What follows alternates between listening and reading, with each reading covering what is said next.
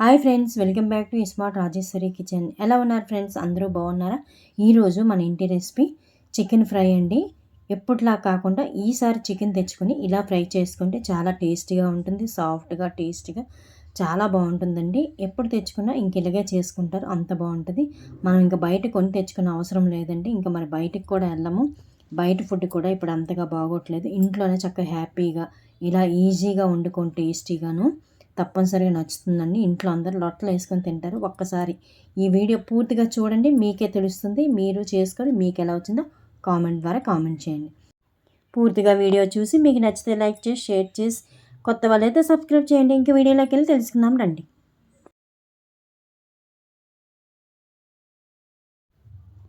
ముందుగా చికెన్ తీసుకోవాలండి. నేను కేజీ తీసుకుంటున్నాను. పెద్ద పీసులుగా వండుకుంటున్నాను. మీరు చిన్న పీసులైనా కట్ చేసుకొని వండుకోవచ్చు. ముందుగా క్లీన్ చేసి పక్కన పెట్టుకుందాం. తర్వాత దీంట్లోకి మసాలా ఏంటి వేయాలో చెప్తాను. ఎండుమిర్చి ఒక 20-25 ఎండుమిర్చి తీసుకోండి. అలాగే అర టీ స్పూను మిరియాలు, 2 స్పూన్లు ధనియాలు, జీలకర్ర అర టీ స్పూన్ తీసుకోండి. దోరగా వేపుకొని పొడి చేసుకొని పక్కన పెట్టుకోవాలండి. చాలా బాగుంటుందండి. ఈ పొడి వేసి చేశారంటే మళ్ళీ మళ్ళీ ఇలాగే చేసుకుంటారండి. ఇది మనం ఒక్కసారే పొడి ఎక్కువగా చేసుకొని స్టోరేజ్ చేసుకొని ఎప్పుడు కావాలంటే అప్పుడు చేసుకోవచ్చు. చూసారు కదా, మిరియాలు, ధనియాలు, జీలకర్ర ముందుగా వేపుకొని లైట్గా వేగిన తర్వాత ఎండుమిర్చి కూడా వేపి పక్కన పెట్టుకోవాలి. చల్లారినాక మిక్సీ పట్టుకోవాలి. ఇంకా స్టవ్ ఆఫ్ చేసేసుకుంటే ఎండుమిర్చి ఆ వేడికి వేగిపోతాయండి. మరి ఎక్కువ వేపేకండి, లైట్గా వేపుకుంటే చక్కగా పొడి బాగా వస్తుంది. ఈ పొడి వేయడం వల్ల చికెన్ టేస్ట్ సూపర్గా ఉంటుందండి. ఎప్పుడులా కాకుండా ఇది వెరైటీగా ఉంటుంది. టేస్ట్ కూడా అద్భుతంగా ఉంటుందండి. ముక్క కూడా సాఫ్ట్గా చాలా టేస్టీగా ఉంటుంది. ఇలా పొడి చేసుకున్నాం కదా, ఇప్పుడు పక్కన పెట్టుకొని మనం చికెన్ క్లీన్ చేసి పక్కన పెట్టుకున్నాం కదా, అది తీసుకొని అందులో ఒక నిమ్మకాయ చెక్కండి.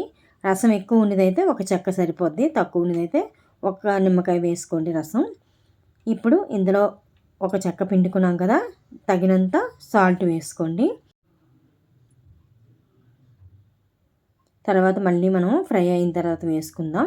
అలాగే పావు టీ స్పూన్ పసుపు ముందుగా కలుపుకొని ఒక 5 నిమిషాలు పక్కన పెట్టుకుందాం.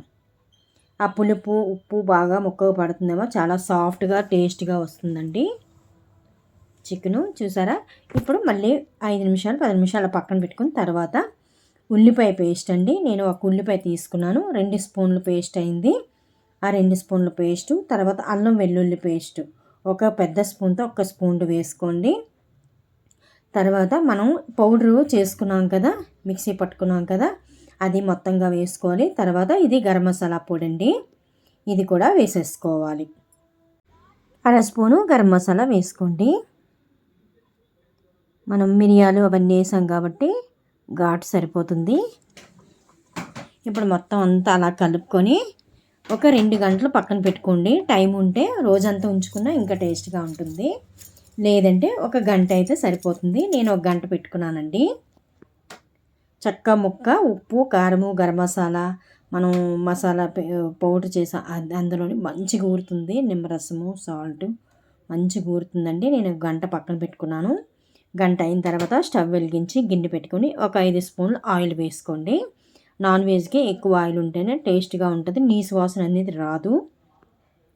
ఆయిల్ మరిగిన తర్వాత మనం చికెన్ మ్యారినేషన్ చేసి ఉంచుకున్నాం కదా, అది వేసేసుకోవాలండి. వేసేసుకొని చక్కగా మీడియంలో పెట్టి మూత పెట్టి ఒక పావు గంట సేపు అలాగా వాటర్ పోయినంత వరకు మూత పెట్టి మధ్య మధ్యన కలుపుతూ వేపుకోవాలి. చూసారా, వాటరు అదంతా ఇప్పుడు ఇంకిపోయింది. ఇలా ఇంకిపోవాలన్నమాట. ఆయిల్ అంతా పైకి వచ్చింది చూసారా? ఈ ఆయిల్ అంతా ఇలా చూడండి, సైడ్కి ఎలా వచ్చిందో అలా వచ్చిన తర్వాత టమాటా ఇవ్వండి. ఒక ఎర్రటి మెత్తటి టమాటా ఒకటి వేసుకోండి. వేసుకొని చక్కగా కలుపుకొని మూత పెట్టేసుకోండి. మెత్తగా మగ్గిపోతుంది టమాటా. ఎక్కువ టైం ఏం పట్టదు. ఎక్కువ వేయకండి, మనం వేపుడు కదా చేస్తున్నాము, మళ్ళీ ఎక్కువ జ్యూసీ లాగా అయిపోతుంది. అందుకే ఒక్క టమాటా అయితే సరిపోతుంది.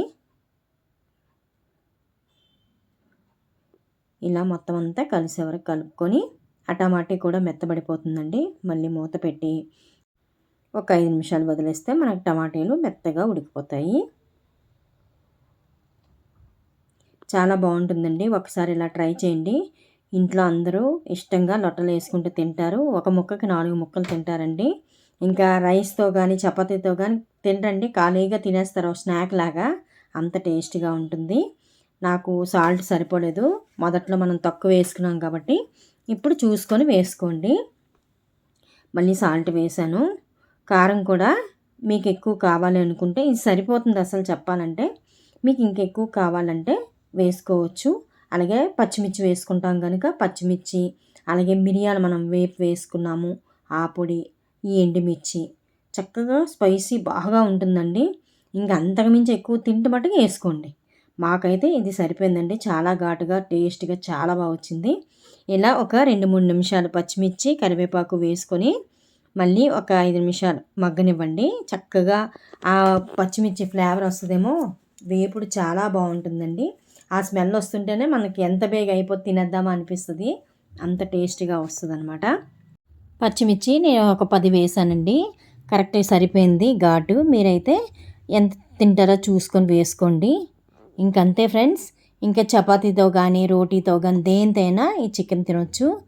చూసారు కదా, ఈ వర్షం ఒకటి పడుతుంది చల్ల చల్లగా, ఈ స్పైసీ చికెన్ అయితే అదిరిపోతుందండి. చక్కగా టమాటా రసం కానీ మిరియాల రసం కానీ చేసుకొని ఈ స్పైసీ చికెన్ తింటే ఇంకా మరి మాటలు ఉండవండి, ఇంకా తింటూనే ఉంటాం, అంత బాగుంటుంది.